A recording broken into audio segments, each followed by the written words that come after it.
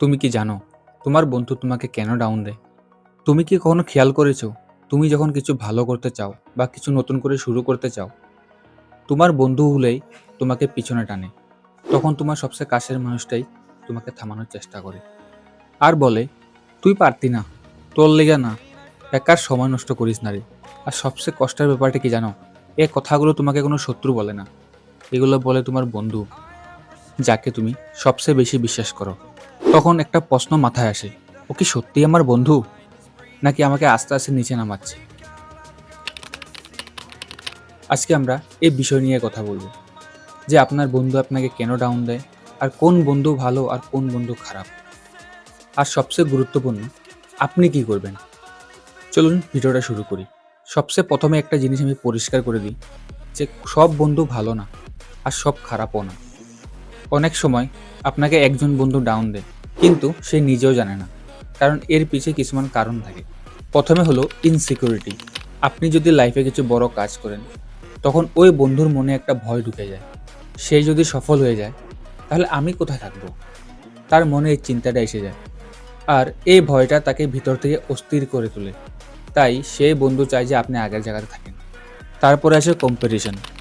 আপনি আর আপনার বন্ধু একসাথে কাম শুরু করেছিলেন, আপনি এগিয়ে যাচ্ছেন, কিন্তু সে পারছে না। তখন তার মাথায় একটা প্রশ্ন আসে, সে এগিয়ে যাচ্ছে কেন আর আমি পারি না কি লিগা? এই তুলনা থেকে আস্তে আস্তে বের হয় হিংসা।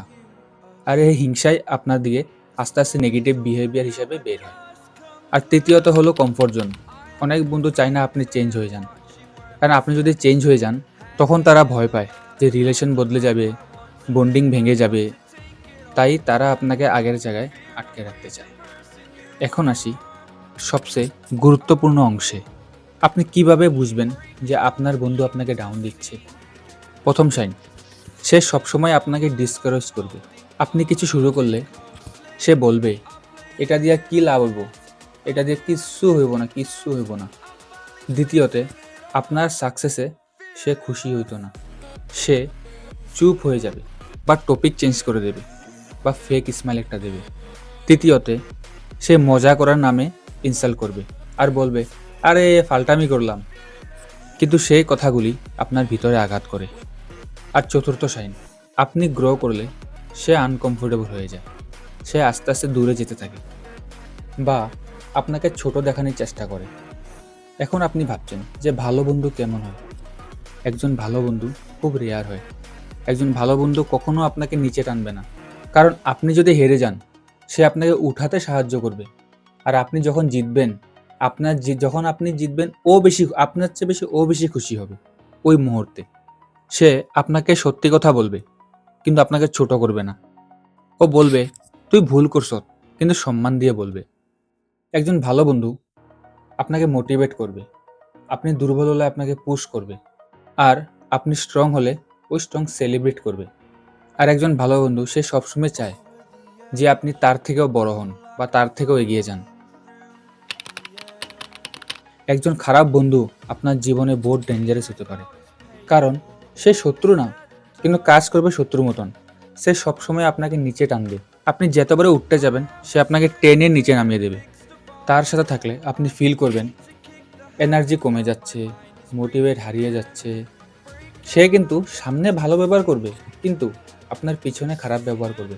আজকে আপনাকে বলবে, জানোস তুই কত ভালো, তুই এটা করস, ওরকম কর ভালো হবে, ওরকম কর ভালো হবে। কিন্তু সেম ডায়লগ আপনার আরেকটা বন্ধু গিয়ে বলবে, কি করতে আছে, কাম ধান্দা নাই মনে হয়, দেখো জিন্দিগিতে উন্নতি হইতো না, এ জানোস এরকম করছে, ওরকম করছে। আর এটাকে বলে পিছনে টানা। আর সবচেয়ে খারাপ বিষয়, সে আপনাকে ব্যবহার করবে। তার প্রয়োজনে সে আপনার কাছে আসবে, কিন্তু যখন দেখবেন কি আপনি আর ওর কামে নেই বা কামে আসছেন না, তখন ও চলে যাবে, আপনাকে ইগনোর করা শুরু করে দেবে। দেখবেন তখন, দেখে নেবেন। আপনার কি এরকম বন্ধু আছে? যে থাকে একবার কমেন্টে জানিয়ে জানতো। এখন আসল প্রশ্ন, আপনি কি করবেন? প্রথমত, ডিস্টেন্স মেনটেন করুন। সব বন্ধুকে কাট দিতে হবে না, কিন্তু টক্সিক মানুষের সাথে সময় কমান। দ্বিতীয়ত, নিজের গোল ক্লিয়ার রাখুন। কে কি বলল সেটা নিয়ে যদি আপনি ভাবেন, তাহলে আপনি আর এগোতে পারবেন না। কারণ আমারও এরকম ফেক ফ্রেন্ড আছে, আর আমিও ইগনোর করে চলি।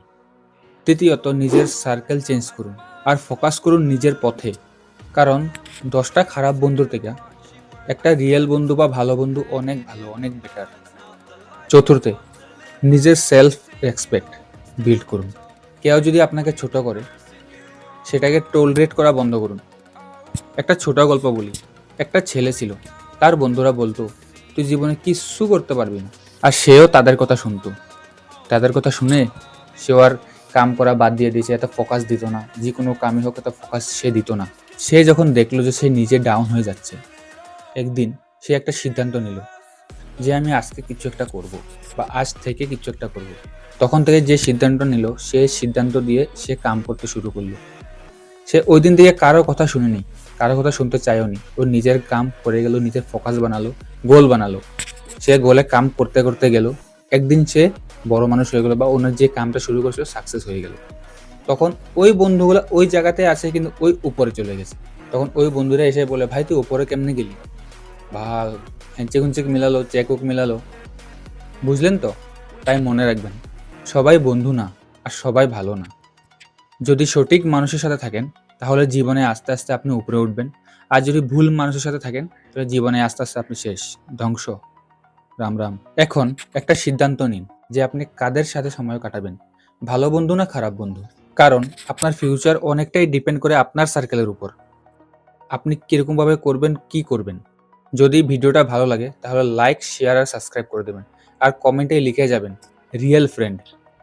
রিয়েল ফ্রেন্ড আপনাকে ডাউন দিবে না। ধন্যবাদ।